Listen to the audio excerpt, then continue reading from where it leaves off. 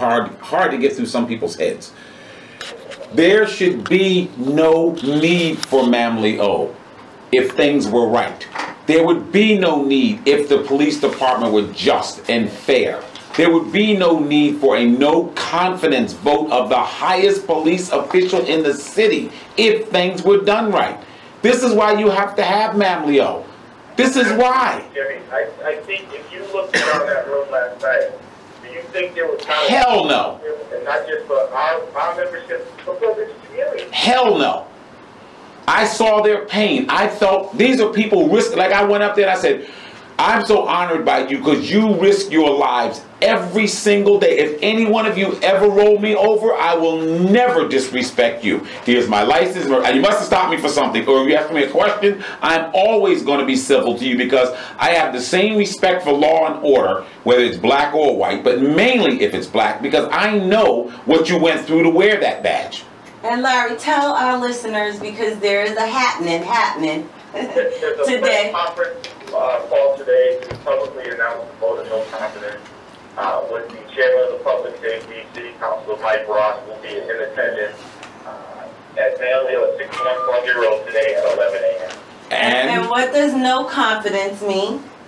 It means that we have exhausted every avenue of trying to deal with this police commissioner and his administration in a fair process. And you also... We are asking for change at the head of the Boston Police Department.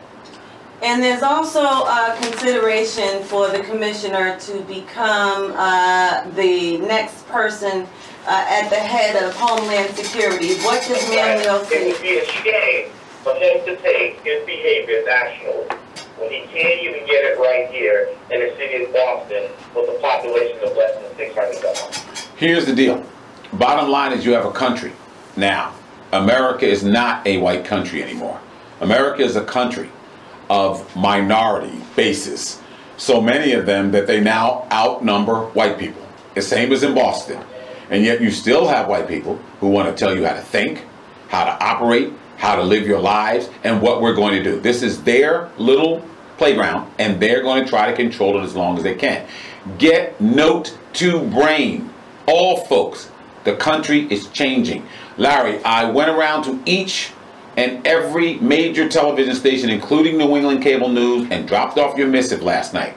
I'm waiting to see if there's some television coverage of this today, because I explicitly spoke with people on the ground. I didn't just hand it to somebody. I explained every single point of how important this meeting is today.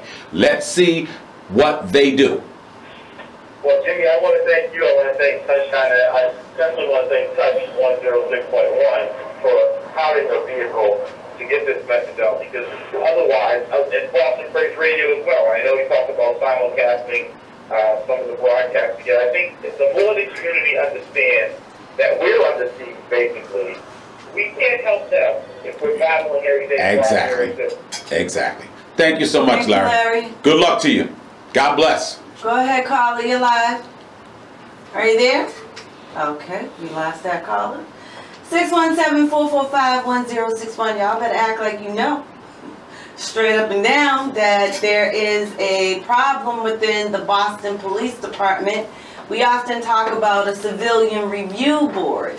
And Jimmy, I believe that in this type of crisis that the Boston Police Department is experiencing, particularly between the law enforcement officers of color and the commissioner, an intermediary in this process could be that body that the community wants, which is that civilian review board. Long overdue, Sunshine. And we have just been joined by Jamarhl. Jamarhl was also at the Mamley-O meeting. Jamarhl, do you agree that a civilian review board could be the intermediary with this long, everlasting issue around race and discrimination within the Boston Police Department that negatively affects communities? Well, you know, first of all, good morning. Good morning, Jamal. Yes, indeed. It's an interesting concept that was brought up because you know, as you know, I've been pushing for a civilian review board for over a decade. But this is the first time that I've heard a civilian review board in terms of handling these type of internal issues. Usually, you know, we're crying for a civilian review board in cases of police brutality and whatnot. But that is an interesting concept. It's the first time I heard it last night, really, to have a civilian review board that would also help to mediate or mitigate these, you know, these calls of discrimination from officers to officers and behavior of that type. Right. Yeah. So that almost kind of like.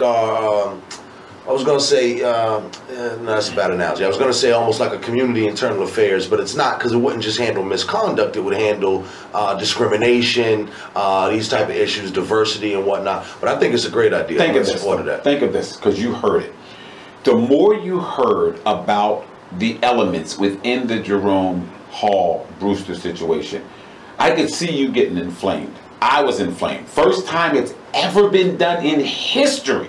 That you just decided without due process, forget due process, he's the one we're going to pick, he's the one we're going to kick out. And like I said, I was not going to hurt his brother by bringing up, why isn't your brother a member of Mamleo? I mean, Mamleo's sitting here fighting for him and he's not here. But that's another issue for another time. But think about it. If a civilian review board has the power, it has to have subpoena power. It must have the power to go above the city government, to go to the feds to make arrests of cops if they had to. This is how far we are down the road, Jamarhl. Right.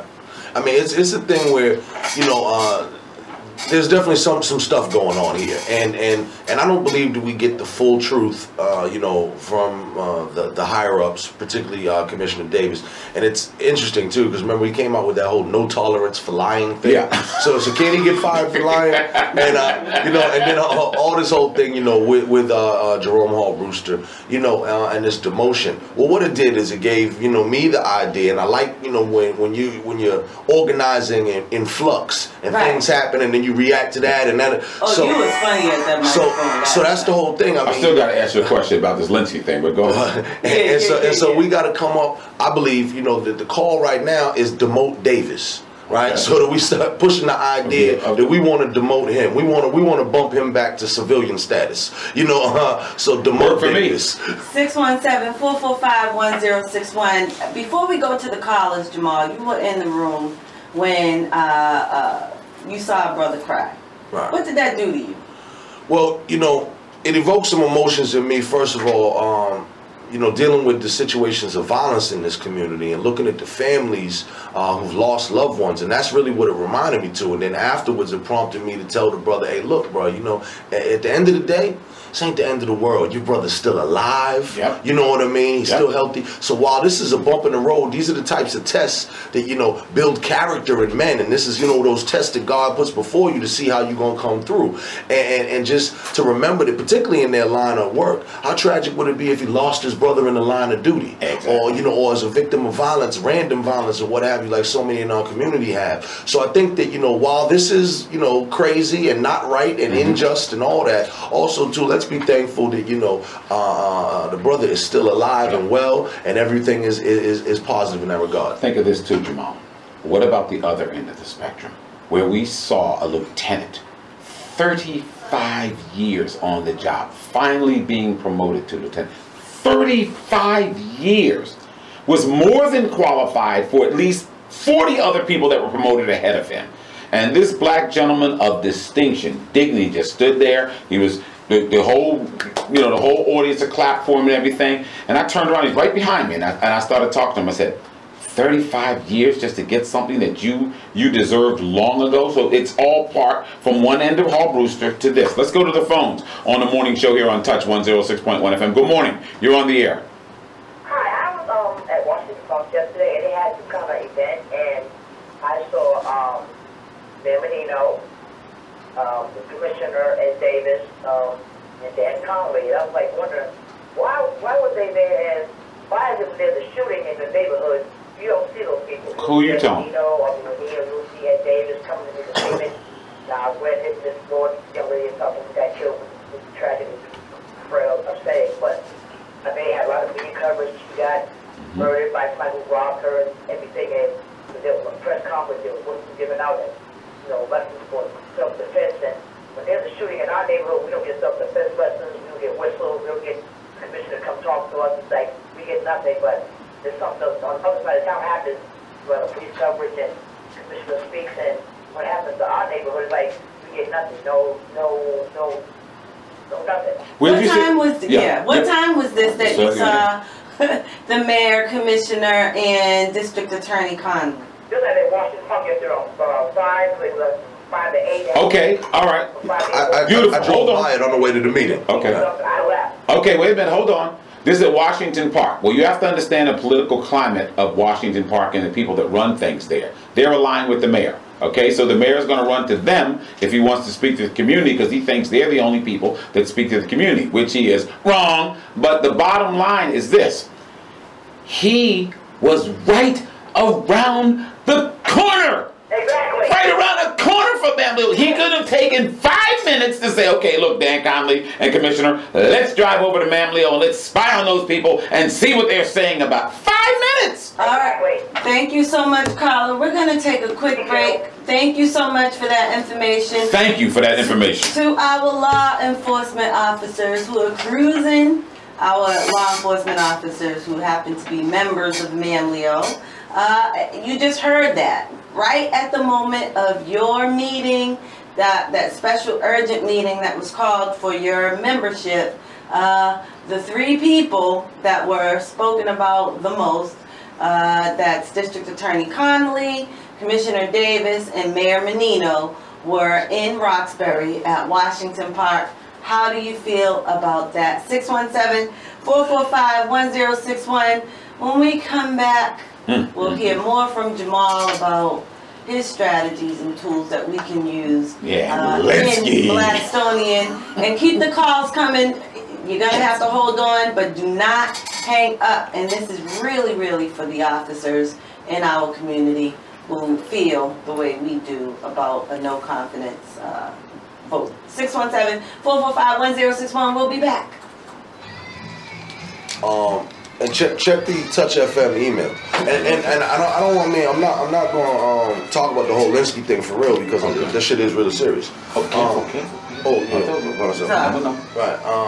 But it really is serious. I need to know then. Okay. Well, I mean, you can talk about it. We'll talk about it later. No, I mean it's not that talk about it. I mean, she knows some of it. I just one is that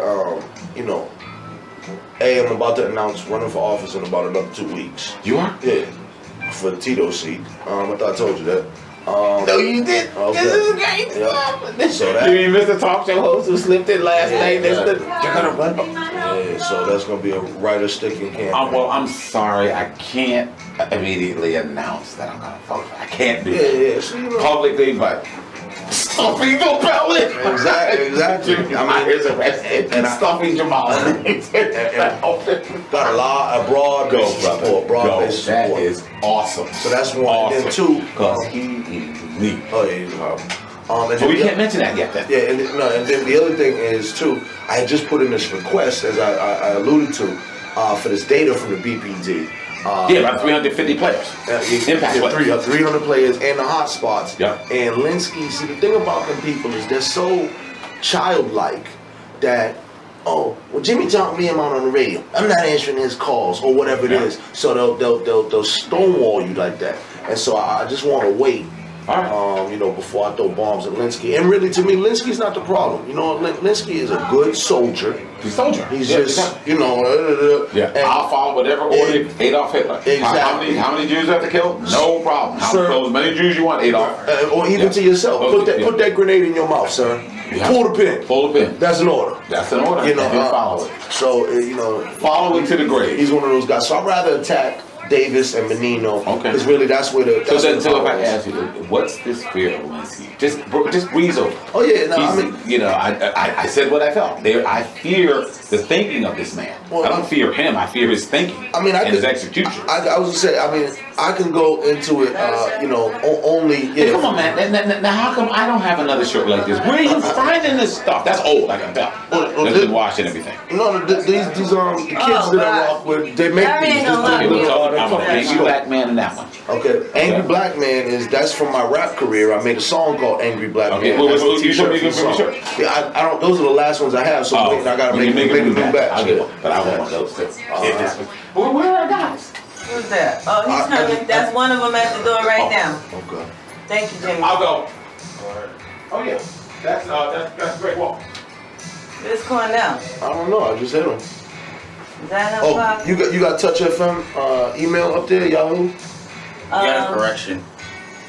What? It wasn't at Washington Park, it was at Max Park. At Madison It's the Park. same. It's Oh, Malcolm X Park. Malcolm X. It's the same. It's the same thing. Yeah, we call it Washington Park, but we old school.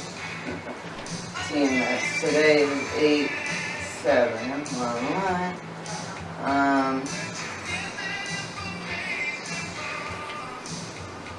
What is it?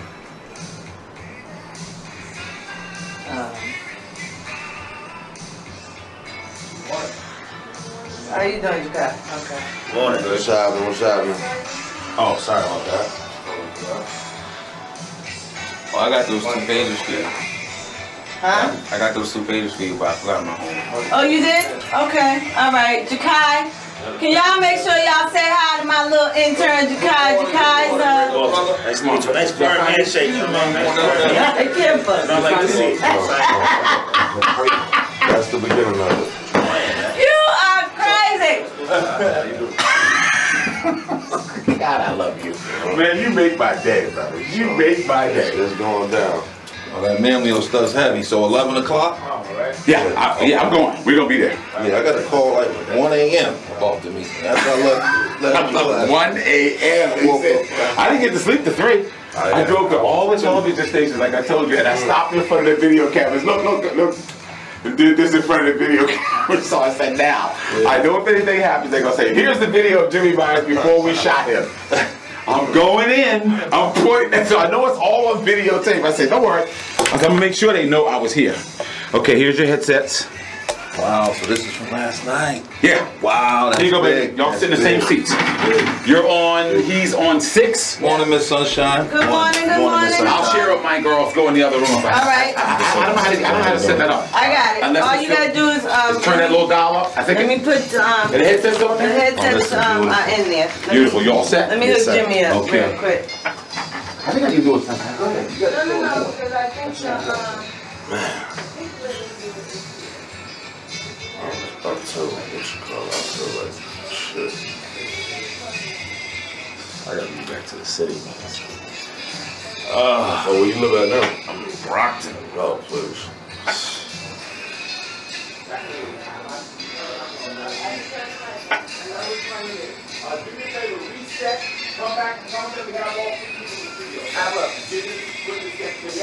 Yep, okay.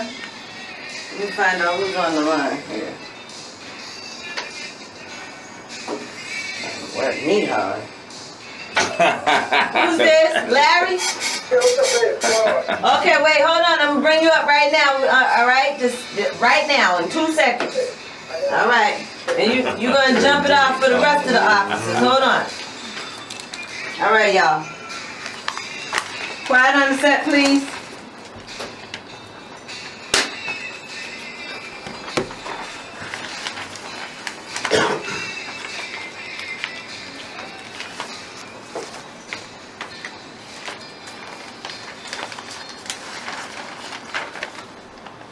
Touch 106.1 FM, the fabric of the black community. Do you not have any confidence in the political process, in the administration, the city of Boston, Mayor Menino, Commissioner Davis, our hearing officer of the law?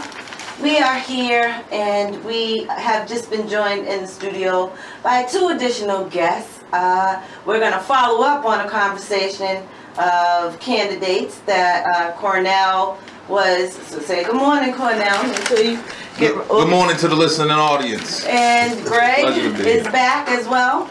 Good morning, good morning. And Jamarhl is definitely still in studio. We want to go back to the phone lines, Jimmy, and we want to hear from the officers of the law about Mamlio's press conference later on this morning. Are you there?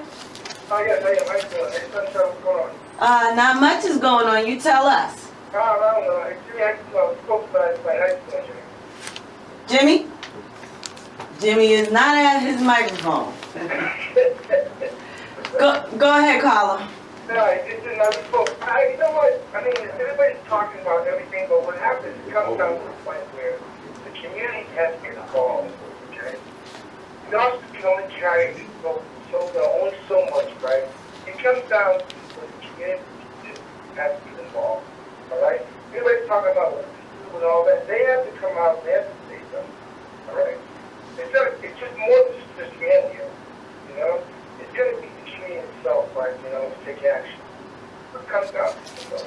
Yeah, but we'll see what I think it is too, though, officer, is that we need to be educated about why it matters to this community that like I said to Larry earlier, that we look at the Boston Police Department or any law enforcement agency as a unit. And so just because you happen to be black in that blue uniform, we still see you as blue. Let me interject something, because I'm listening to the officer too.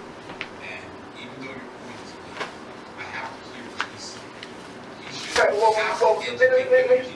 have to educate people. I got this, you're listening here, right? When I was in the academy, we had a instructor, great instructor named Jamarhl. Anybody? I know this about. So, everybody, every officer in that time knows Jamarhl. He would say this little saying that stayed with me the whole time. Treat on the community and community on the police. Alright? That stayed with me forever. Alright? So what happens, when things that happen within the department itself, is the community, you know, we express our, you know, dissatisfied, and we bring it out, you know, publicly, right? But the community comes out to a point and say, hey, you know what, these guys have a problem here, right? How are you going to deal with this problem? You know, I mean, we can take it as far as we can, but we gotta have the action of the community. That's what it comes down to. See, it's hard for the community to express money to help the police in history. Sometimes in history, that the police have always been abusive to the community as far as the community. And there's some hard, long-held feelings that, hey, you're 5-0, and there's no way I'm ever going to help you because you never helped me, and I'm trying to make people understand your point of view. It's not that way. Every black person that wears a uniform, unless they're an absolute idiot, and they're not, they know they're still black. But you take that uniform off. I think everybody in that room laughed last night. We talked about, are you still black? Yes, you are. Go ahead, finish this one. You got no break. Don't say that, you know, what happens, and I understand that, you know, I mean, put the uniform on, but you can't, I don't know about anybody else, right, you know, so I grew up in Harrisburg, Doctor, so right, look here, that grew up in, you know, and you know, and like, those that's where you come from, all right? And Jimmy, I'm going to tell you right now, the whole thing has changed. There's a little change as far as, you know, young police officers coming on with their there's a change in there, right?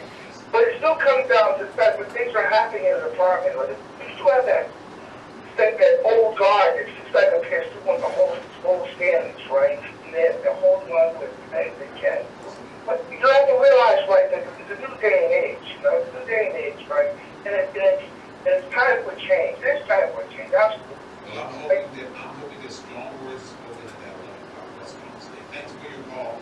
That 11 o'clock press conference will take place at Jamarhl headquarters, 61 Columbia Road, 11 o'clock. Community, you are invited. I personally went to every major television station last evening. I to visit. I want to see how many trucks are out there. Thank you. I want to see the community there also. Yes, and I want to see the community there as well. So thank you for your call. We're going to step aside, do a little bit of this, we'll be right back. Okay. Now.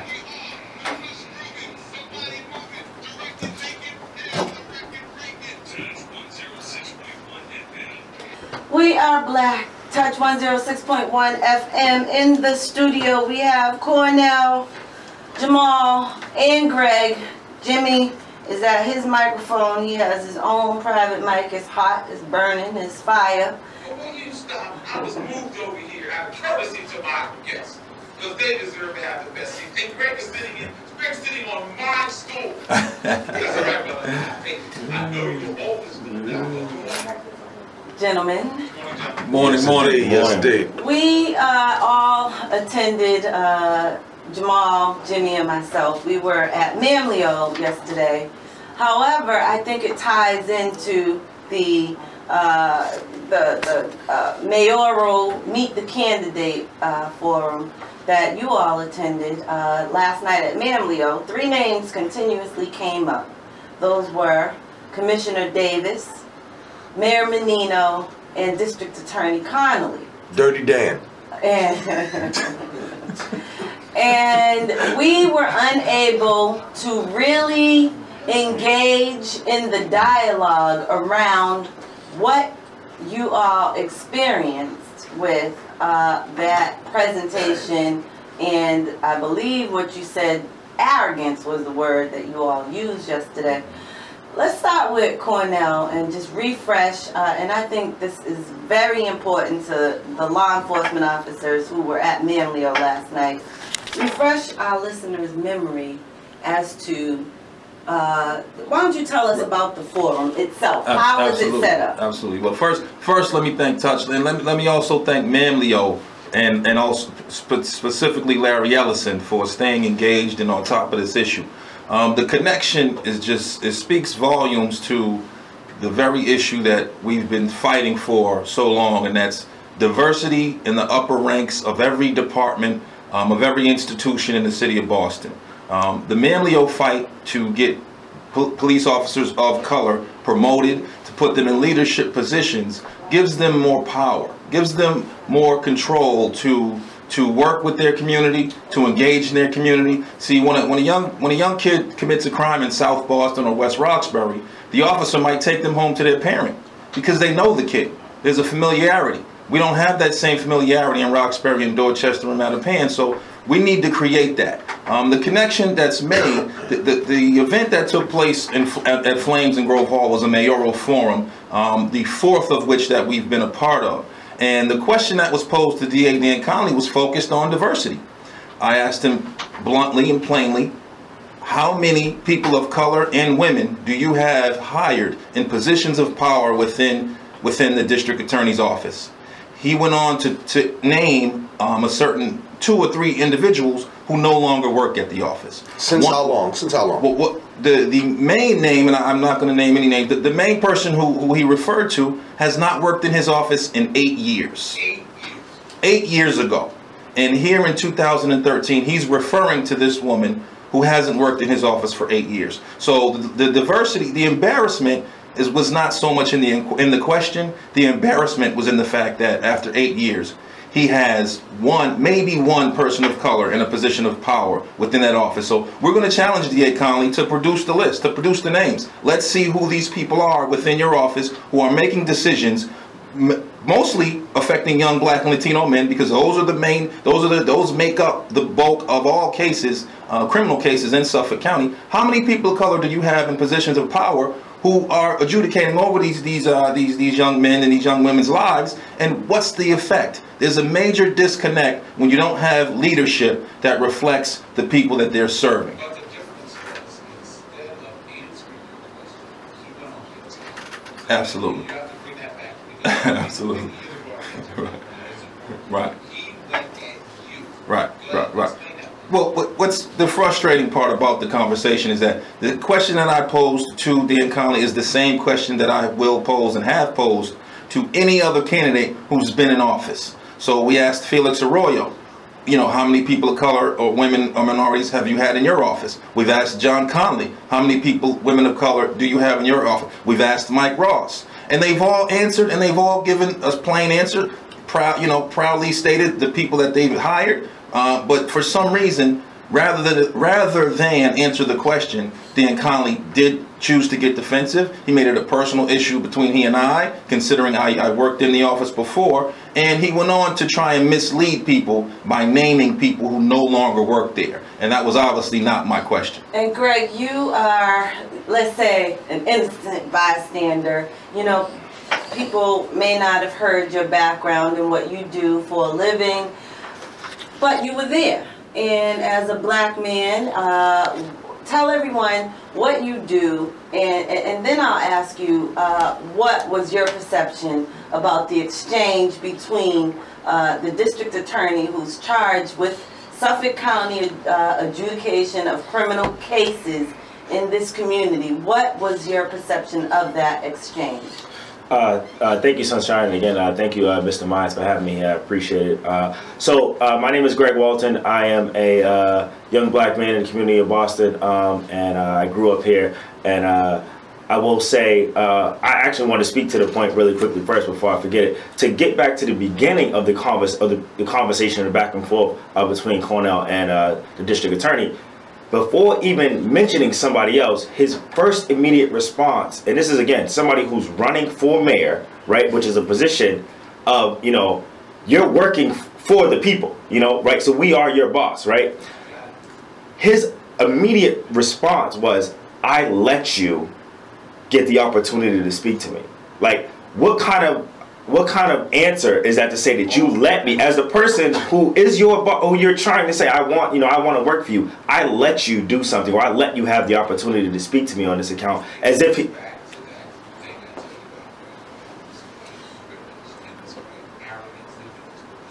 Absolutely.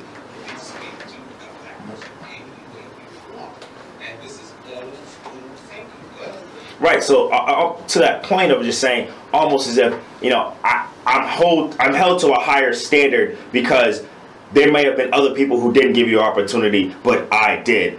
Instead of thinking that, hey, here I am trying to, you know, answer this question in the aspect of saying, you know, I want to be the mayor, I want to work for you guys, I want to be the, you know, the person for the people to help the people. I'm going to stand on the stand front of saying, no, I'm the person that gave you the opportunity, so you should be thankful of that. Right. And, right. I let you go. Right.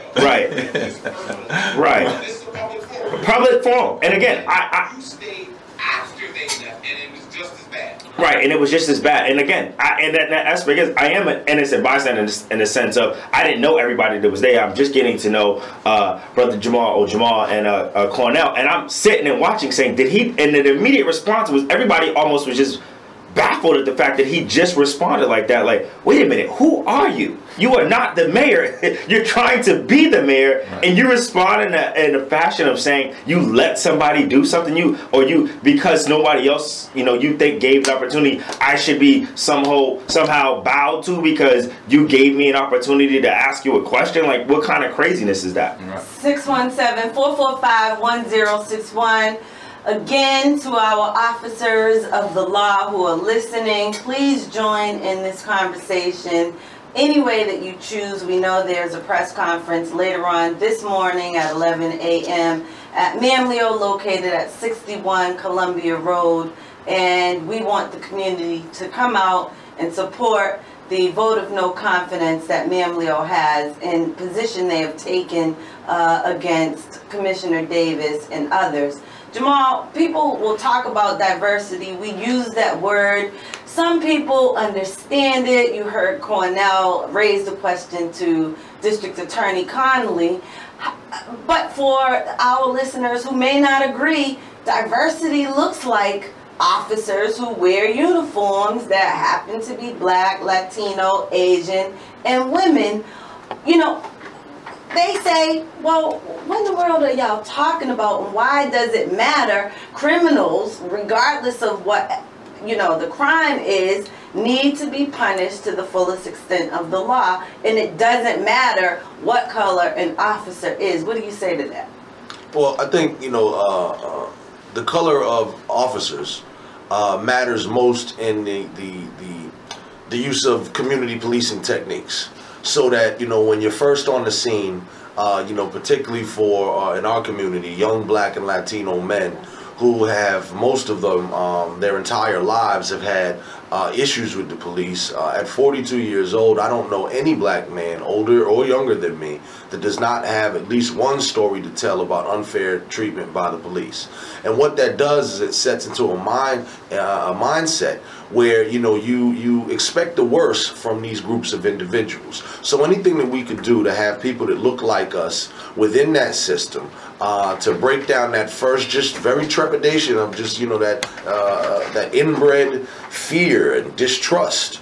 Anything that we can do to break that down, I think, is good. And I think one of the ways to do that is to have a police force that more reflects the city that it serves. You know, and if I could too, to just go back a little bit, because I missed out on the first thing. I want really people to really understand this Dirty Dan thing. The reason I'm doing that is because this man came into our community, disrespected my friend. These are the personal things. Disrespected my friend, disrespected me, and larger than that, disrespected our community. Now, you don't get to show that type of disrespect and arrogance and then in turn get respect back. So now you're no longer D.A. Conley. You're no longer D.A. Conley. Now you're Dirty Dan. Okay, and it's no on Conley, and I will no longer call him D.A. Conley, Mr. Conley, none of that. No terms of respect or endearment. Dirty Dan.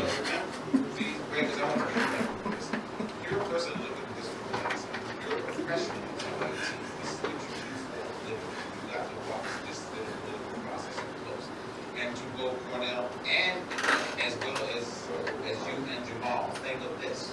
While Malia was holding one of the most important meetings in the history of that organization and this city last week, the mayor, Dan Conley, and the commissioner of police were at Washington Park, probably watching basketball, or whatever, playing a little gum game, some of those people, the mental psychological games. But that said, they're right around the corner. They're 5 minutes away, Greg. 5 minutes. They could have, 15 minutes, they could have walked. So I guess it was more important to be out there watching the brothers and the sisters jump around with basketball, swimming pool, whatever, and make some political statements instead of being where they should have been. Your thoughts, Greg? Immediately, I think about just the years and years of seeing this same simple act of just saying, oh, I showed up or I was in the community or people saw me, rather than really being there and making a serious impact. And I'm not surprised. This is everything that I've seen since I was a kid in the community. I've seen Mayor Menino around all the time, just essentially showing face, being there, when the ground's being, broke on something and then disappearing or shooting, and then disappearing again, or just being around, mumbles, saying hi and keeping it moving. And not really, when you have voices in the community who are openly, calling for you to come and be a part of something and want to speak to you, and you completely run away from that. What does that say about you as somebody who works for the people? I mean, first of all, yeah, I actually drove by Malcolm X Park, formerly Washington Park, on the way to the Manlio meeting. And I saw it, and it was one of those feel-good events. It looked like there was some softball out there. And, the BPT, let me tell you one thing about the BPT. They are excellent at, quote-unquote, media relations, public relations, not so much with our community in terms of our community relations, but those things in terms of making it appear that all is well and good. So, they got the ice cream truck out there, giving out hot dogs to the kids. It was one of those feel-good events. And see, the thing, too, when we talk about leadership, and this is some stuff I practice in my personal life, as we talked the other day about spiritual stuff. So when you're holding a magnifying glass, critiquing everybody else, you also got to take those criticisms for yourself. And in leadership, it's really important. It's not so much how people handle victories and layups, but it's how they handle the difficulties. And what I could say about this mayor, what I can say about this police commissioner, and what I could say about Dirty Dan is that all of these people do a great job at patting themselves on the back and high-fiving and chest bumping and all that type of stuff. But none of them are willing to take honest critique, even when you lay it out respectfully. They're horrible at taking critique, and that is a mark of a failed leader. That is the mark of a dictator to come. And also, let's point out, it is not what's yes, right, indeed. in the Washington Park complex, okay? Right. So we're going to be technical. We will be technical. But it is still in the Washington Park complex. and I would be remiss if I didn't just bring up something that's, quite obvious.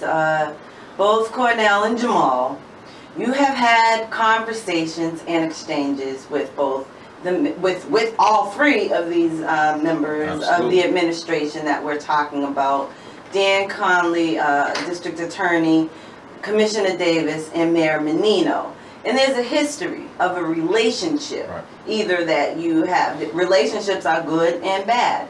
And so that history, obviously, you've challenged them on a number of different things. So with you showing up in a space that allows or provides an opportunity for him to present himself to our community, of which you are both members of, how much of that, is it a confrontation? I don't know what the right word is, but how much of that response to the question that was asked, do you believe has to do with the history of your relationship with them? Has everything to do with it. Right. And you know what I mean? And really, and what that speaks to, once again, is poor leadership, lack of maturity, because see, none of them could get me out of pocket like that. I'm mad. When I go and talk to the commissioner and all this stuff, oftentimes I'm talking after the police have killed somebody from my community. I'm angry. But I still give them the respect, and I still stay focused and clear with the message, and we use proper language and all that, and it's not aggressive. We're not yelling and screaming at these people and nothing like that. Okay, so now, what has changed now, what a difference a day makes, right? What changed now was his own conduct at that meeting, because I've never come to and treated him in the manner that he treated Cornell, myself in that room. So now all bets are off in that regard. As I said, the respect is gone, and it was just a display, it was a temper tantrum of a spoiled little petulant child. And Cornell, I want to throw a little extra something in there on you, because your mother was a very prominent and dominant figure, female black woman who advocated for policies and legislation. And we all know what and where she is. It's no big secret. How much of your exchange with him do you think, or have there been a history of a relationship between your mother, the district attorney, and then maybe they see you as a reflection and representation of her? Absolutely, absolutely. And for those who may not know, for sure, many of you do know, my mother is Senator Diane Wilkerson. She will be back with us sometime next month. So as the time winds down, well, we'll see. But things are heating up. So, write a book. There you go.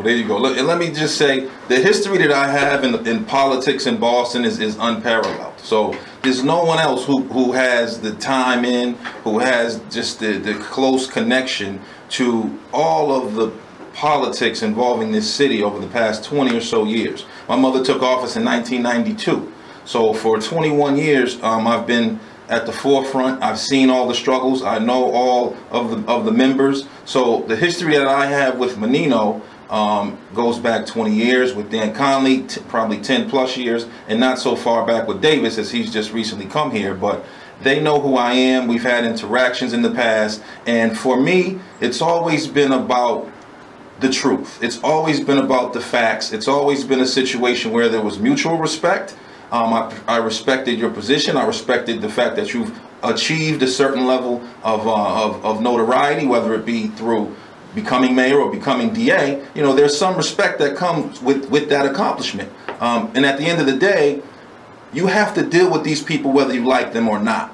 And they have to really appreciate and understand that they have to deal with us whether they like us or not. But a lot of times they don't like to see an educated black male confront them with the question that challenges them, especially when it involves race, gender, equality, discrimination, equity. It's such a hot button issue, and it causes and inflames such emotion, and those emotions poured out that the other day in flames, and it was just a reflection of the need to try and hide from the fact that the record is poor. I've done a poor job at hiring people of color, so why should we elect a mayor that's had a track record that showed us that he's not committed to diversity? We're long past those days of Boston. And no one like him. No one that is affiliated with this past regime. Right. That's what I'm trying to make you understand. It can't continue.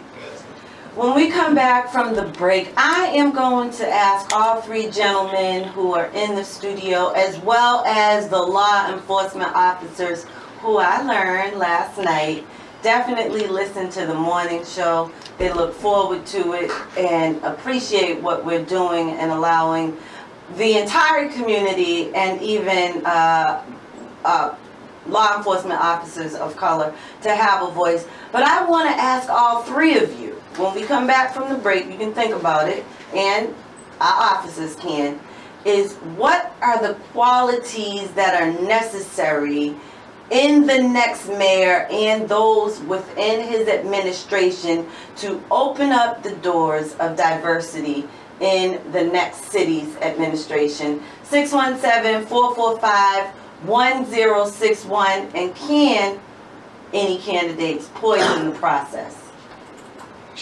Touch 106.1 FM, the fabric of the black community. Before the break, I asked our guests, Jamarhl, Greg, and Cornell, to tell us what their thoughts are about the qualifications that the next mayor must have in order to deal with these issues of diversity. Before we go to their answer, we're going to go to a leader in our community who has worked with young men, the police, the district attorney, and many mayors over the number of a number of administrations in the city of Boston. Are you there? Yes, I am. Good morning, Minister Dunn. How are you, sir? Good morning to you, all of you. Good morning, Minister. Good morning.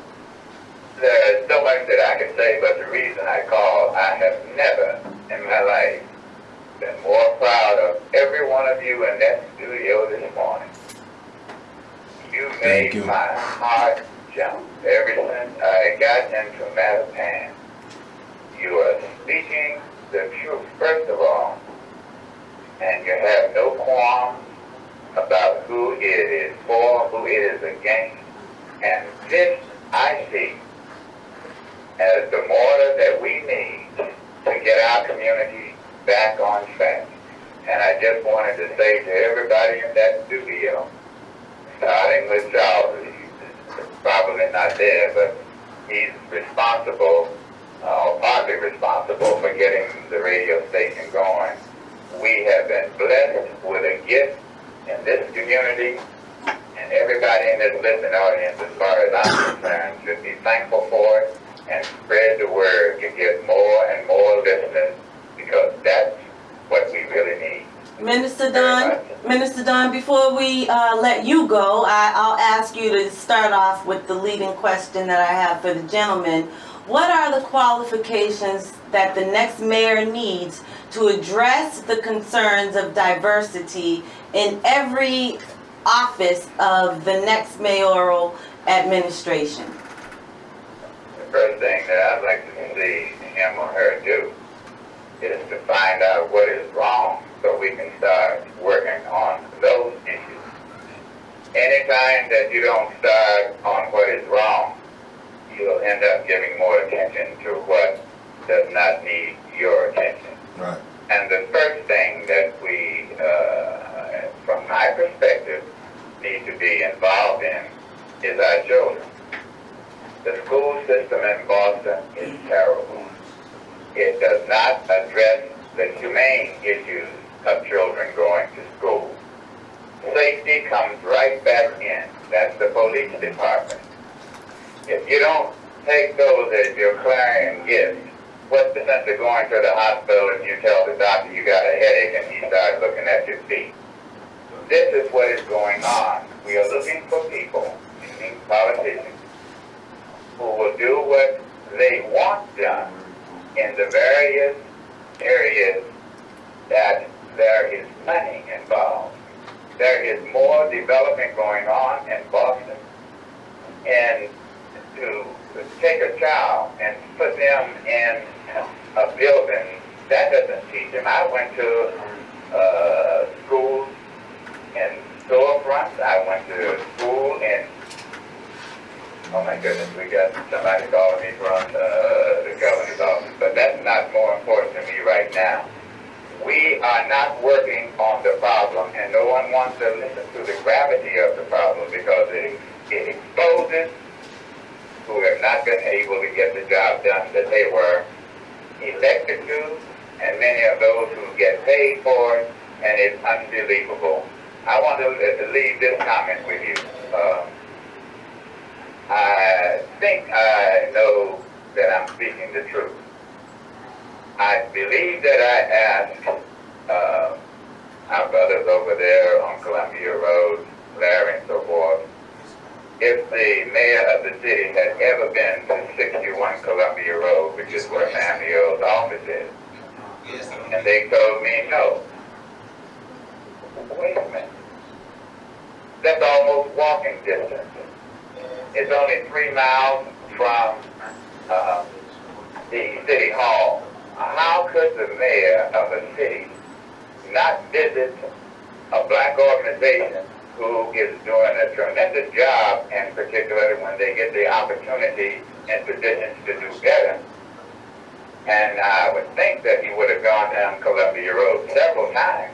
It does not make sense to me that even if you disagreed with everything going on behind that door, that you wouldn't at least stop and say, can we talk about this? Is there any way that we can get what you would like to get done, what you would like to see done, and we can work together? I can't believe it. But I'll say this, he did walk into Muhammad's mosque once, but it came on another, it didn't come because of, it came because he needed some help. So I want to let this community know I will do everything I can to help somebody, including Menino. But when you turn against what I believe, then I start watching. And when I find it out that it's time to separate, I have to move in the right direction, because I do not believe that we have been working on the issues that are important to our community and to the city of Boston in the manner in which it should. Thank you very much. Mr. Houston, thank you so much. More importantly, you brought up one component, and this goes to his demands. Appointed school committee. Our children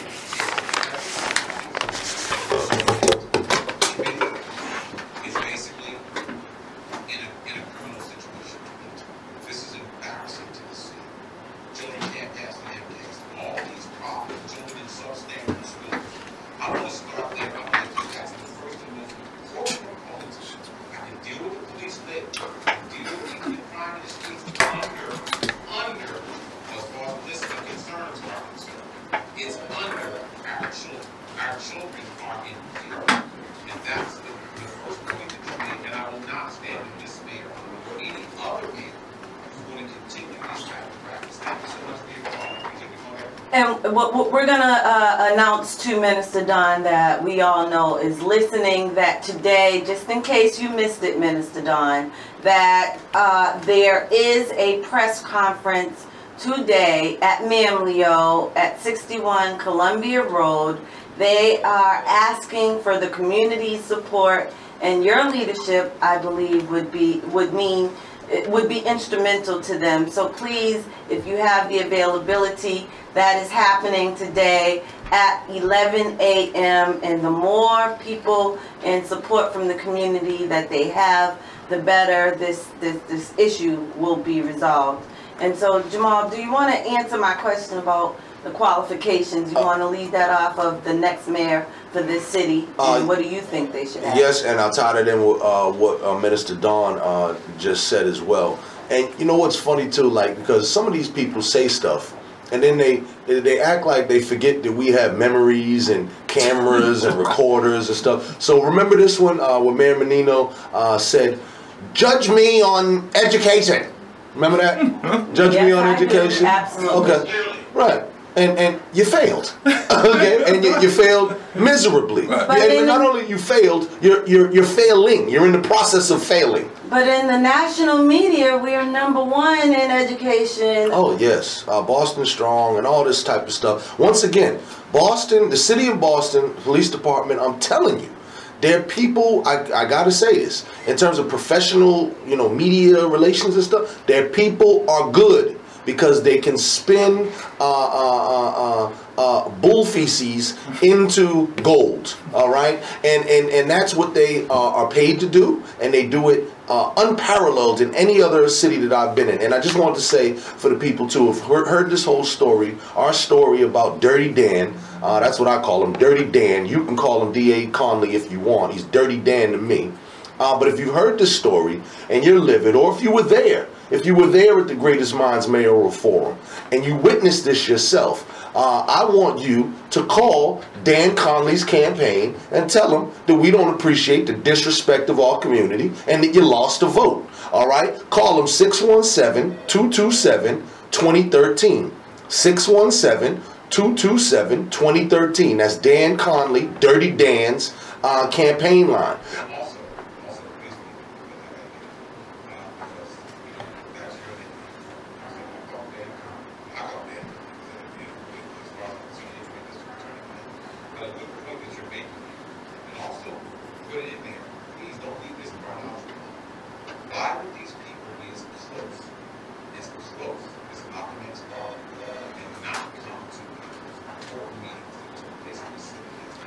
Greg, I have the immediate answer to that, because it's not important.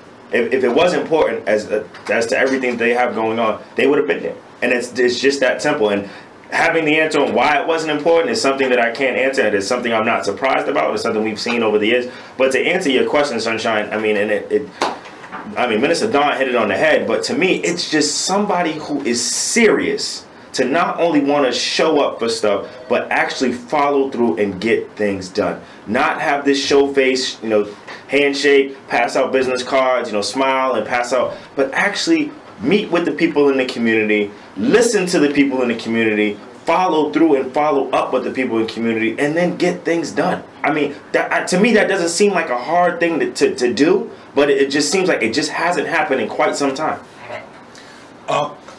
I'm still undecided in terms of who I'm supporting for the mayor's race. And what I will tell people, the reason I'm still undecided is because I'm still doing my homework.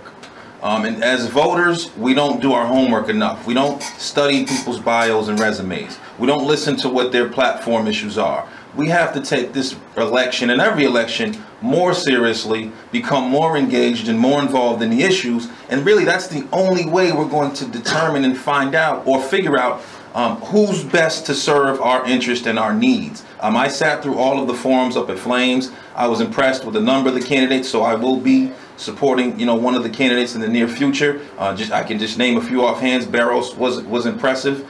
Walsh and Conley and Ross, as was Charlotte Ritchie was impressive the other night when she spoke. So there's a handful of people who I'm going to choose from, but the important thing I want voters and everyone out there to take from this conversation is don't just support someone because you like their outfit. Don't just support someone because they did a favor for a friend of yours a few years ago.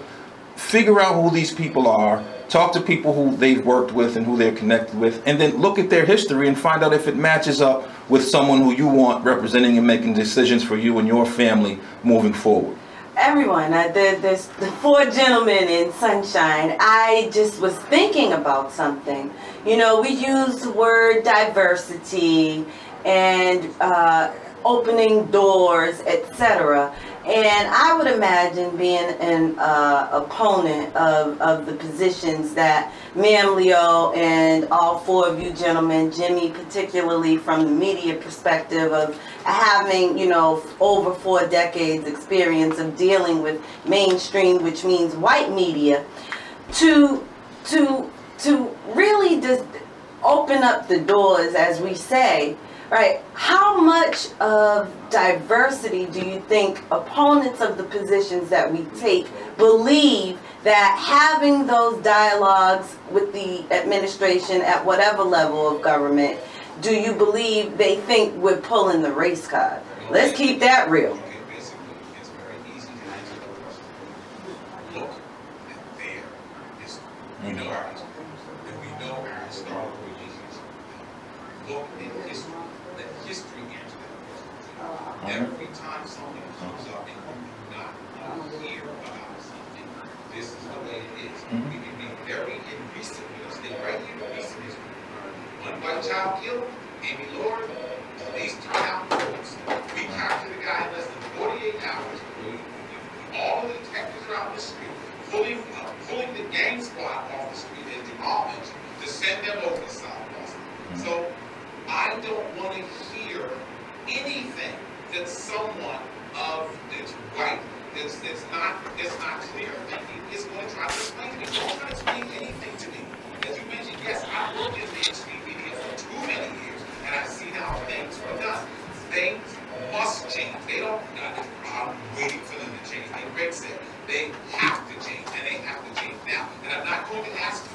I'm going to demand that they change, because I'm tired of asking for anything. We're going to demand. There's your history lesson right there. And so when somebody says, "Oh, I've never played a race card in my life," because race is always thrown in my life, in jobs, in opportunities, and the moment you want to speak your mind, oh yeah, they're good as me. It's too crazy. So I don't want to hear what anybody has to say about race, particularly in a city like Boston. Let's go back to the good one, folks. Yes, we do. Go ahead. Here, good morning. Hello? Are you there? Are you there? Hello? Yes? How you good? This is Douglas Bennett from Dorchester. I just wanted to speak out. I think it was disgraceful about how the organization that held the debate last night refused to allow Charles Clemens to participate. I mean, not only did they deny Charles, but they denied another candidate. Both of these gentlemen are candidates of color. I feel that not only was it racist on their part, right, but here you have a forum where they're talking about affordable housing and community stabilization, and all those candidates got up and they talked about how everyone deserves a chance and that everyone deserves housing. And then here you are, they set an artificial threshold by saying that Charles was not allowed to participate, even though he qualified for the ballot, because he did not raise enough money as the other candidates. And I just think that it's wrong, and if this continues with these other organizations that are holding forums and debates across the city until the election, they better allow all the candidates to participate, because if they don't, they're being anti-democratic, right, and it's just wrong. Well, go ahead.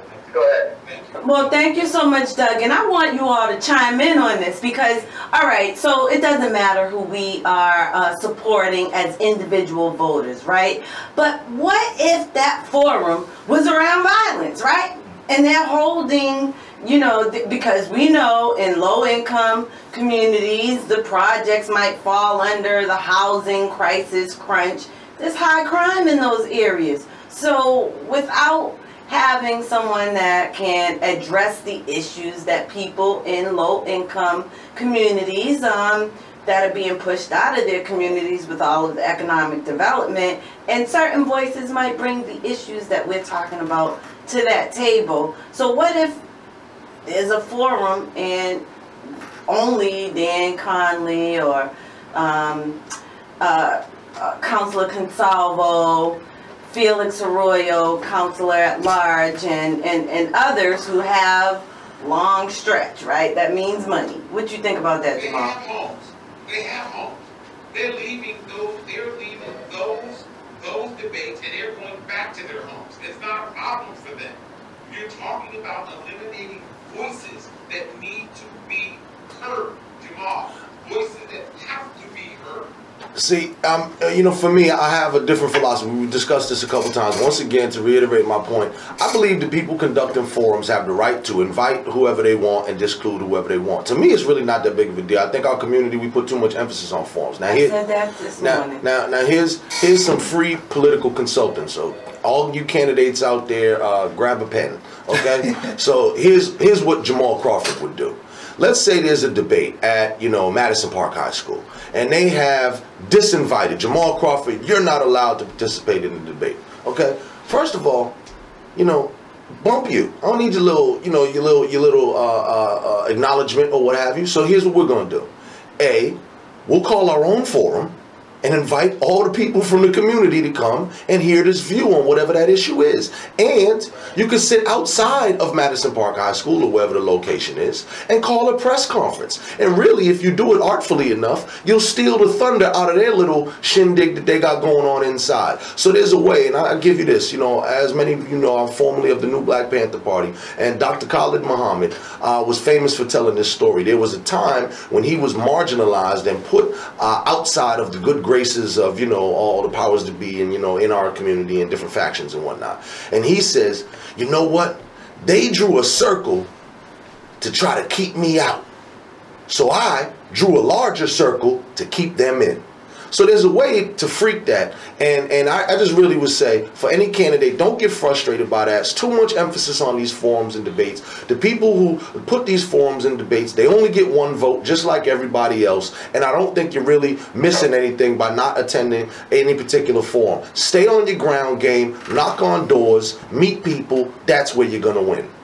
And to jump in and just speak to the issue on race, you know, the new racism is to deny that racism still exists. So we're dealing with that whole dynamic in America nationwide, especially with the election of Barack Obama, the election of Deval Patrick, you know, we should be happy. We should be appreciative, really, is what the message is. And I just want to add that not only is this diversity issue relative to the Boston police, it's a major issue with the state police. It's a major issue with the MBTA police, who I know have only promoted one black female officer in the past 20 plus years. So this is a fight that is going on all levels of the force, and we have to really take this issue seriously, because we need their leadership in order for this community to heal. We have time for one more call before our break. Go ahead, you're live. Hello? Yes? Hi, this is Stacey McGee from Grove Hall area, and I was wondering, prior to the event, I guess maybe at Flames, or the event last night at Memo, were the mayor's office contacted Commissioner at Davis, I believe, and Dirty Dan? Thank you, ma'am. Thank you, ma'am. Go ahead, we're all laughing because it's catching on. Okay, go ahead. I'm sorry.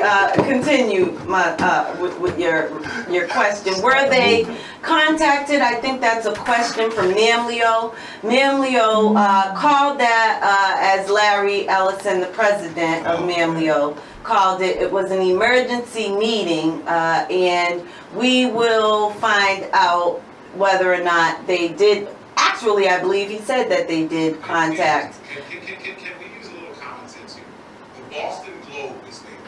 The Boston Herald newspaper was there. I would think if my common sense jumped in, it would tell me that I'm pretty sure the City Hall was contacted. But yet, we have a mayor that has not visited Mamleo in all these years. We have a police commissioner that refuses to go there. So what would make me think that even though they were contacted, that they would come? And also, before you come, think about this. If the mayor wanted to come, nobody would stop him. He would have found a way to barge through those doors with cops, white ones if he had to, or black ones, or the ones that support him. He would have walked right through those doors if he cared enough. And he was 5 minutes away. Go ahead. I wanted to make 2 quick points. And I've been blessed to have, you know, training on this, on diversity and cultural competency, and that's pretty much what we're talking about. I want people to understand, this is not just about if you're hiring black or Latino. It's not about that. Right. You've got to have a sense of understanding the importance of diversity, the importance of at least being mindful of how that whole system of all of those different personalities, different backgrounds would play a factor in you accomplishing your goal in today's society. You've already mentioned, Jimmy, that we are above the threshold when it comes to white people, you know, in, you know, the city of Boston. It is dominantly a minority city now. So if that's not evident within your workforce, and even more bigger than that, if you're not thinking about diversity or having training on it, because this is an ongoing thing. This isn't anything when you go to one class and you've got a sense down on what it is to understand diversity. You've got to have that a part of your system, and if you don't, then that's a problem. And the second point I wanted to make, and this was earlier to what Cornell said, and this is primarily why I feel like I'm here. I haven't been as involved in going at the political side of things as far as, you know, perceived people of power, as we talked about. I'm more or less here to remind the young people in this city that it is ever so important for us to not be distracted by the foolishness in this community and in society today, period, and have some sense of what's going on and being just a part of that movement, and understanding that you have a voice, you have just as much say as anybody else, and you are going to be, if you're not of age yet, you're going to be in that position very soon, and it is important for you to know what's going on and how your role is going to be just as important as anybody else who's already been doing it for 30 or 40 years, and you need to be a part of that. Our telephone number is 617-445-1061. 617-445-1061. Sunshine. Cornell, Jamarhl, and Greg take your calls and comments on this issue that sits all over our city. Major meeting coming up in Mamleo at 11 o'clock, 61 Columbia Road. Think of this, a no confidence vote that was covered by both the Herald and the Globe. Go out and get a newspaper, then find a way to get up to 61 Columbia Road and be a part part of the meeting, because there'll probably be some TV cameras there, because yours truly went out and caused enough stir at every television station that he went to yesterday to get the message out to them. Who knows? Oh my gosh, even the mayor may show up. Yeah, whatever. Bottom line is, this is your city. This is your country. And for anybody who did not just listen to great young people, consider this. It's not only that Boston is now a city of color. It is a virtually diversified city as well as America. Because remember, when you're counting the numbers now in America, we outnumber people. Right? And they got to get over it, and they're going to have to deal with it. And then 98% of the black people that went out and voted for Obama, he would not be president without their vote. So yes, your vote does count. We'll be right back. Touch 106.1 FM, the fabric of the black community. That was that was a little technical difficulty. However, we do have to make that disclaimer about the opinions of our guests do not reflect those of owners and management here at the station. However, the community is open to have a shared dialogue with us in the studio. Greg, who is an engineer at MIT working in technology, and we wonder why a black man who could just ignore the problem would even want to be a part of the solution, because all of the accolades qualify him to sit in the seats that other people are attempting to hold by their candidacies in elected offices. And we're going to talk more to him about how does technology play a role in the movement, and maybe helping organizations like NAMLEO organize themselves to communicate to communities that issues around diversity, lack of communication, disrespect, and racism. How can we use his knowledge to determine some of those things? And Jamarhl, who everyone knows is from Blackstonian, and if you haven't checked out the website, please do. It is blackstonian.com. On there is a diversity list, right?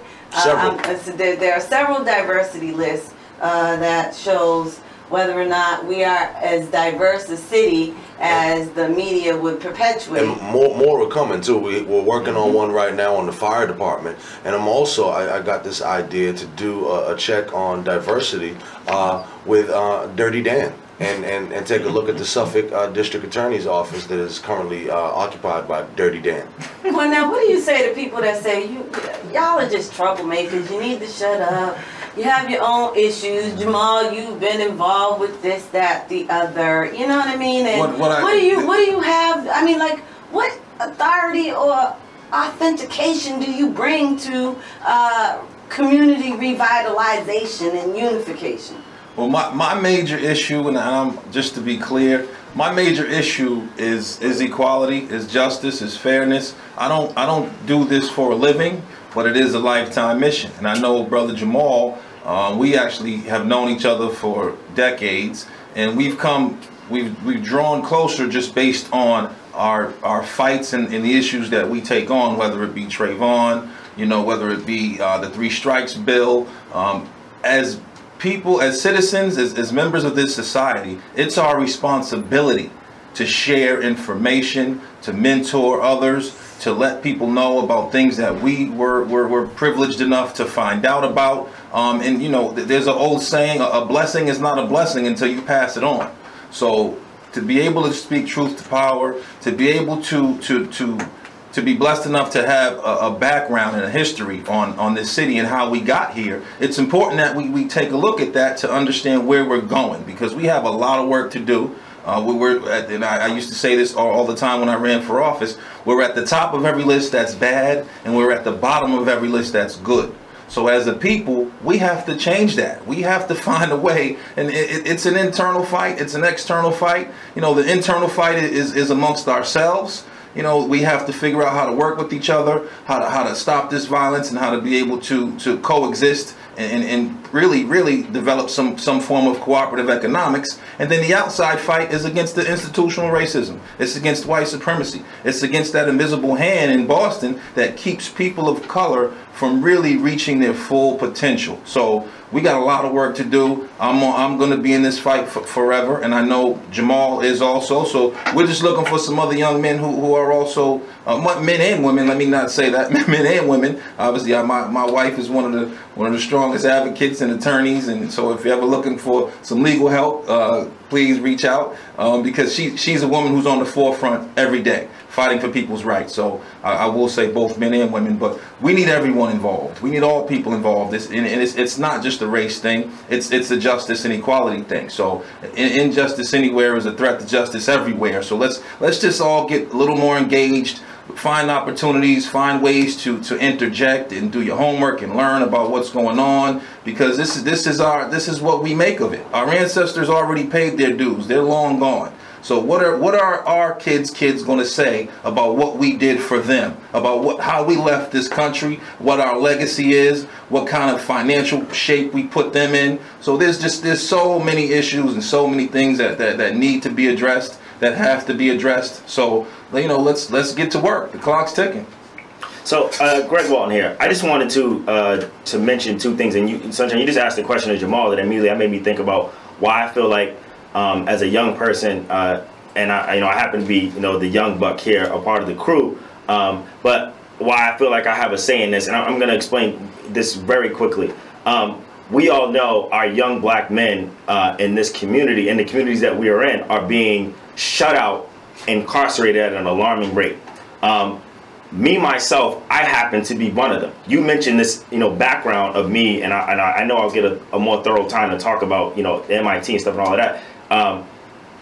Me being in information technology at MIT and being somebody who just in 2005 was on the other side of the fence in South Bay, in Nashua Street, dealing with the other side of the perspective of how law enforcement, on how the justice system deals with our young black men. Were you an officer or were you a resident? I was a resident. I was incarcerated, a resident, somebody who was at the time too, shortly before that, living in Orchard Park. So I was in cells overlooking the apartment that I was staying in, and I sat there for a year and a day. And to bring it to that point, I have that voice of being somebody who's again on the other side of the fence. But again, I have to reiterate this to the young people, and I know I have more time to share this at some point. You hear the background of just saying that was 05. We're now in 2013. From 2 years removed from that, I got to MIT, and I've been there since 2007. And I want to show the representation that through all the garbage and through all the nonsense that's happening, we cannot stand and act like being great and being successful is not possible. I would certainly be a testament to that, and I don't want to say great, I didn't mean to say that, but as far as being successful and coming from amazing odds and showing that we are smart, we are intelligent, we can make mistakes, but it doesn't define us, and we got to be the powerful people in this community that hold the people in, again, perceived positions of power accountable to say, you know what, I don't like this community, I don't like what's going on, I don't like the filth and the dirt that's in the community. And when I go to South Boston, it's not as dirty as it is on Blue Hill Ave. Why is that? I don't like that they're shooting. I want to have a voice in changing that. And again, being cognitive and mindful of those things and taking the steps to make it change. That story you just told is vitally important because there are so many brothers who feel like there is no hope once they come home, and that goes from the re-entry process. Jamarhl, I just want to ask you, what you want? What do you want? Everybody here has heard you. I've heard you over the last 15 years, speaking loud and speaking proud on a black movement. What do you want in a really, what are you looking for? Total liberation of the black man, woman, and child. So what it is freedom from oppression, it's liberty, it's equality, it's justice. it's reconciliation, you know, and it's reparations to repair the damage that has been done. You started off the thing talking about, you know, the whole troublemaker thing and all this. And you know what I want to say is, like in the Bible, it talks about blessed are the peacemakers. Because it's not even just the white people. I know. I want to say this. It's not even just the white people, because people in our own community perceive you as a troublemaker. But and I'll be that. But I'd rather have a more accurate depiction. When we say blessed are the peacemakers, I want to add an addendum to that and say blessed are the troublemakers, because the fact that all of the people who may have those complaints, they only have earned or gotten that right to complain based on the work of people who agitated. Okay, so Martin Luther King, back in his day when it was happening, it wasn't this, you know, Hallmark card presentation, you know, ABC movie of the week thing that we get now, kinder, gentler Martin Luther King. People said, you better not come down here. We're going to kill you and your wife too and the kids and da-da-da. And he went, so just the act of him going into places where the Klan, the police, the state police, the governor had already said, you better not come down here and go. Just that going was an act of defiance, an act of agitation. Harriet Tubman, Nat Turner, Malcolm X, I mean, every single person that we credit as a stellar icon of black history was an agitator. And it is only the agitation that has pushed us. Cornell uses the analogy about moving the ball ahead incrementally until we score a touchdown, right? It is those agitators who have pushed it forward inch by inch. And we as a people got to get out of that mindset and say, oh, they gonna get us in trouble. Oh, they just starting trouble. Why they always got to be starting all that and all that? Because see, the bottom line is all of those middle of the road people only got to the middle of the road based on the agitators. If it was not for the agitators, they would not even be in the middle of the road. They would be roadkill. Roadkill.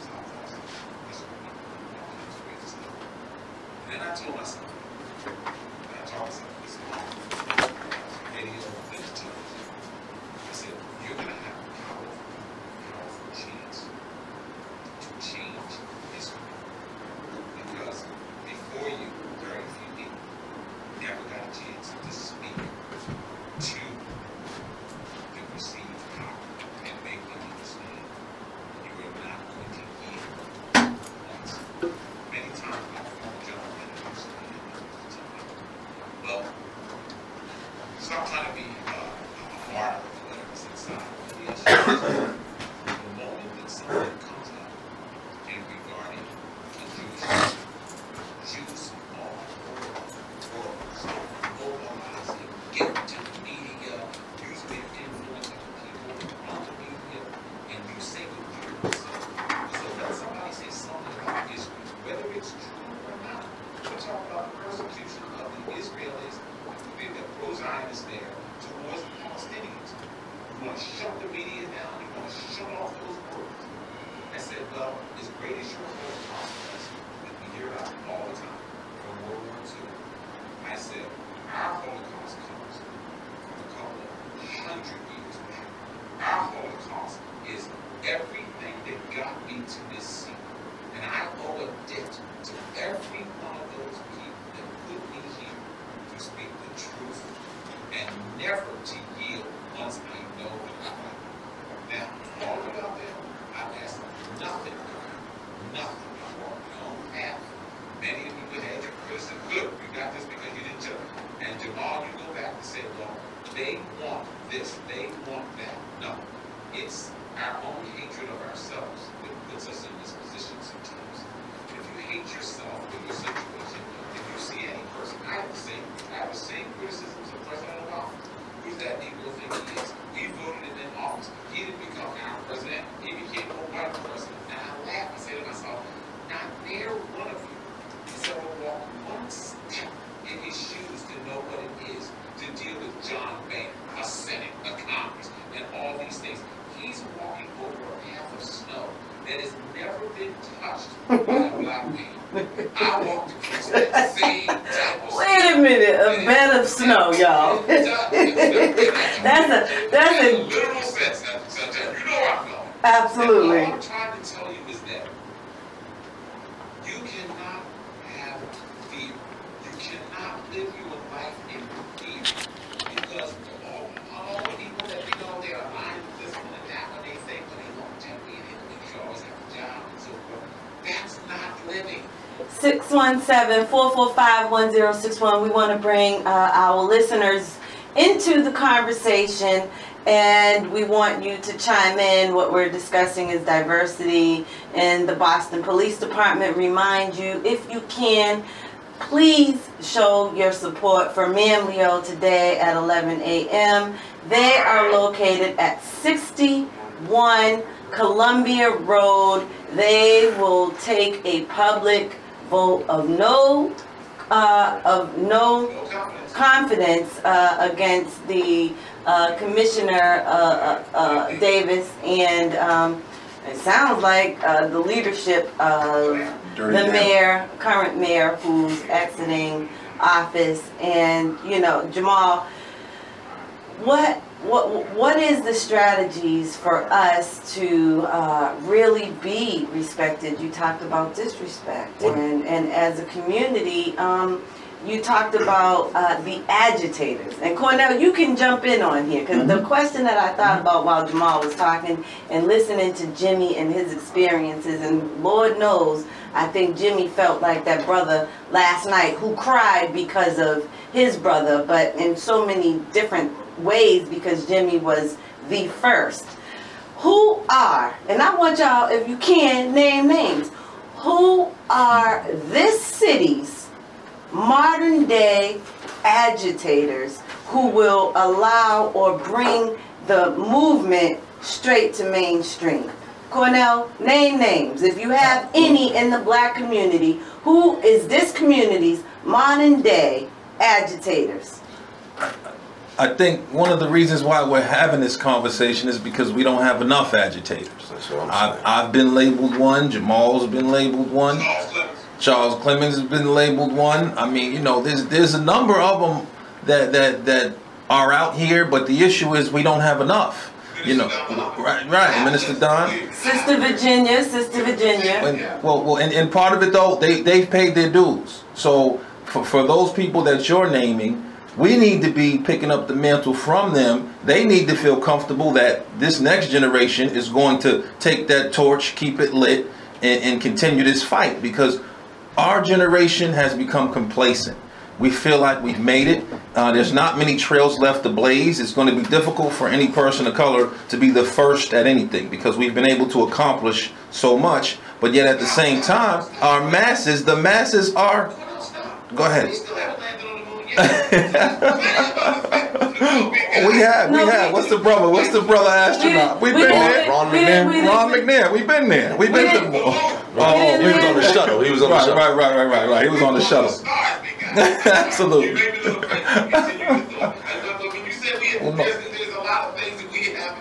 Well, when I say trailblazing, what I'm talking about is similar to the path that you had to blaze. You didn't have a blueprint to look at or a reference point to say, this is what I need to do to accomplish what I need to accomplish. You figured it out as you went along.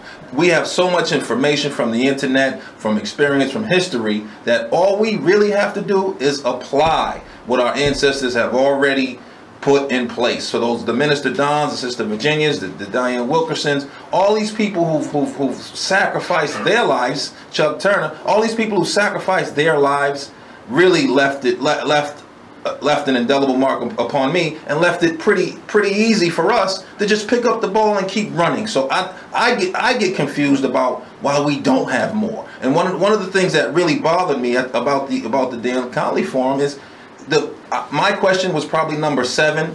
The previous 6 questions were just softball layup. You know, how do you feel about Kool-Aid? It was just cream puff, easy. I don't want to agitate or upset or really dig deep to find out anything because of whatever reason. So we got to get past this fear and really find a way to get engaged. Greg, you wanted to jump in and say something? Yeah, I mean, I totally agree, and that's why I feel like I've been blessed the way that I have, and the mission's been bestowed upon me to try to speak to the masses and I'm a Boston public school grad. You know, I went to Phyllis Wheatley and Dudley, years ago in the 90s, and I went to Brighton High. What? Yes. I graduated from there. See, I did. How many times have you been back there? See, I actually have not been to the castle in many years. We called it the jail on the hill. Okay. But for me, and I graduated in 2002, but I made it a point. Well, there is a dungeon in there. There is a dungeon. There is a dungeon for real in Brighton High. I made it a point over the past 6 or 7 years, and this is just in the city alone, with the teachers and the staff that I knew there, of going back into, because what are the students, especially students of color, really learning in the schools? We got Christopher Columbus, we got all of this other garbage that when they get into the reality of the real world, what do they really know? So, I try to make it a point to go back and teach a lot of those life skills, a lot of importance of what it is to be, especially a young black man of color, but just a young person, period, in society today, and how important it is to understand your role in the dynamic in America today, how important it is for you to get ready. If you're saying you want to go to college, what that looks like. If you're saying you want to, buy a house, what that looks like, because a lot of them don't see that. 617-445-1061. We have time for one call. We have to take a break after this, and then when we come back, I want you all to address how can our white allies participate in this process. Go ahead, caller, you're live. First of all, I wanted to say assalamu alaikum to each and everybody right now in the studio. I wanted to hook up with the brother Jamarhl. I don't know what brother that actually said it, but again, I agree with him. We need more. More. It's 30 plus. We need to be out here. I have 3 children. My oldest is 12. We just need something to lead the kids with. You know what I'm saying? Like the brother said, our ancestors, our forefathers did it for us. Now, where we gonna pick up the ball at right now? And again, I just wanted to make it short because I know your sister's going to break. And I left my number at the studio with the brother that's answering the phone. Yeah. Just to hook up with Brother Jamarhl. And before we let you go, though, I think it's important to ask you, because you do have 30 seconds to answer this question. What do you think the qualifications of the next mayor should have in order to run this city and deal with the issues of diversity and racism and separatism of communities? Well, just on that point, it was, I can't actually remember, but it was a meeting that we had went to one time, and I had just put this idea out there, and I just said it would be better if they would, if they could, get the officers in the main community, what they call the hot community. The officers that live in that community, black officers. And, because back when I was growing up, we had the little Officer Friendly. And that's what Officer Friendly was. He lived in the community. He knew the people. See, they bring in people that don't know nothing about us or know nothing about the community or care less about the community. I don't know if that's a direct answer to your question. I'm just saying, that was just a suggestion. We would have more, what they say, as we say, no snitching and all of that. No, get into the community, and you will feel comfortable talking to somebody who looks like you and understands the problems in the community. Well, thank you so much. We're going to take a break. When we come back, we're going to be wrapping it up, and we will hear the answers from Jamarhl, Greg, and Cornell. Jimmy and I would like to thank you, brothers, for staying with us for this length of time. Minister Don, your words mean absolutely everything to this community. And just hearing these stories and what I'm learning this morning, what I learned yesterday, Jimmy, is that we cannot truly judge a book by its cover. As I hear, and our listeners, we hear these very articulate, thoughtful men in the studio, beginning with Jimmy and his over 40 years experience of being the first. I don't know what kind of racism that he had to deal with, but I believe it was at a heightened state, being the first 40 years ago to deal with mainstream media and looking around newsrooms and what your black self doing here, you know, every derogatory name as it relates to his ethnicity.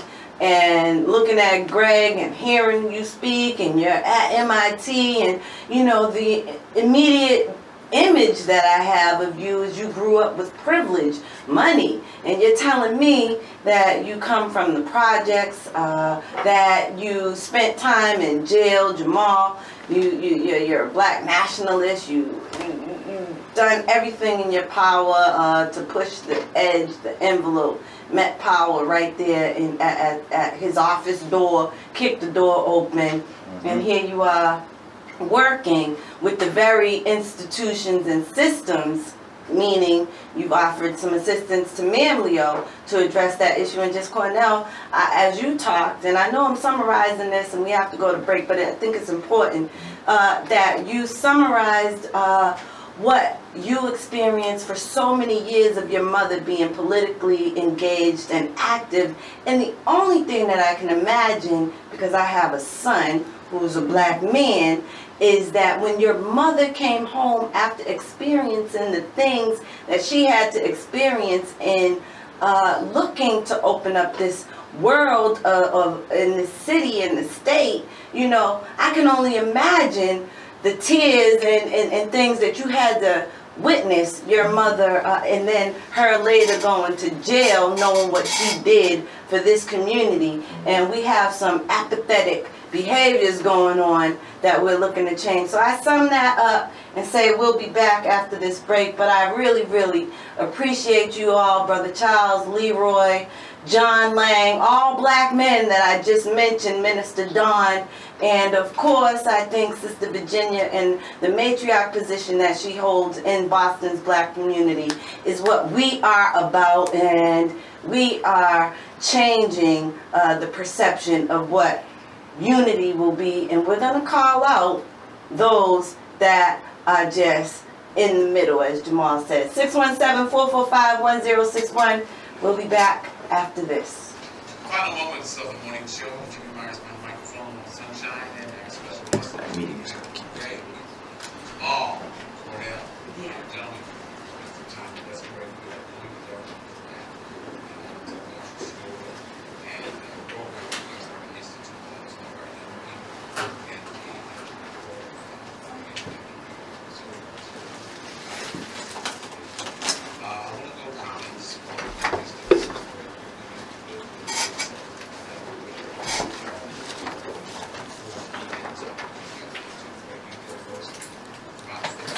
My final thoughts is I'm excited. It's always very refreshing for me to come around other people who are part of the movement, and you know, it reminds me that I'm doing the right thing. So I'm excited about the change that we're going to see in this community from, you know, all the hard work that all of us and all the listeners are doing. So I'm excited, you know. I want to just leave everyone with one final word. I'm going to be heading over to Mamleo for this 11 o'clock press conference, but it's so important for us to show up. Get involved, be present, raise your hand, be there. Because so many times we feel like, well, I don't know enough about the issue. I'm not well versed to speak. It doesn't matter where you're at in life. Showing up is such an important aspect of what we do in terms of how this movement is going to grow, because we have to be present and we have to let all of the powers that be know that we're accountable. I want to say go on to the Blackstonian. The video from the rally we did is up there from the other day for those that missed it. I want to say when you vote, remember to say no to Conley, no to Dirty Dan. All right, and then also too, I want to talk about Manlio and what this vote of no confidence is due to Davis's incompetence. Well, again, I tried to sum it up before we went to the break. And as a female and a person who is born and bred in the city and watched over many years, 2 decades, because I'm only 22. I've watched, you know, how we have grown and how we're stagnant. I am a person who has always liked to, you know, stand up at community meetings and ask the question. No one seems to like that, you know, do those things. And I've always felt that, and I thank my family and my parents in particular for giving me the courage to be courageous. And I believe that it is super important for people in the community, as Cornell said, that no matter how you feel about your qualifications to ask a question, your fear, to remove that from your spirit and realize that without the many diverse voices and opinions of the community, because even though we're talking about ourselves here, within, as Jamarhl said earlier, because I'm just summarizing this whole show, that within this community there are factions and we are so separated from each other of having a common goal, and we're not looking at groups and organizations who don't like each other in particular. However, there is a common goal and we need to remain strong in our movement as a unified unit. And so I just can't say enough. Next time y'all come in, I know y'all mentor, everybody in here has a young man that they can mentor. We're going to bring Jakai in the studio. Y'all know he's our intern. We want to shout him out. He's been handling the phones. He's learning, you know, and I believe he is here because he wants to meet brothers like y'all. So if you could, bring some of these young fellas in here. We don't have to use their names, and women. I'll bring a few. Bring them in here because we're talking about what their future will be once our legacies are over. And Jimmy, just go ahead, close out the show. I know we have to let Courtney B do what she does, and we appreciate you, Jimmy. Brother Charles will be at the Manlio meeting. He's got a full schedule today, but that will be the first stop, one of the first stops that he has to make. Yours truly and several others will be here as well. We have to do our due diligence to just try and keep this thing in some kind of way. The only thing I would want to say in closing is that to Austin as well as to America, we're at the final days where we have one final chance to try to get some type of understanding to make something to get this right. If you blow this opportunity, not only you'll see Boston go down, you can see America go down. I don't care who's sitting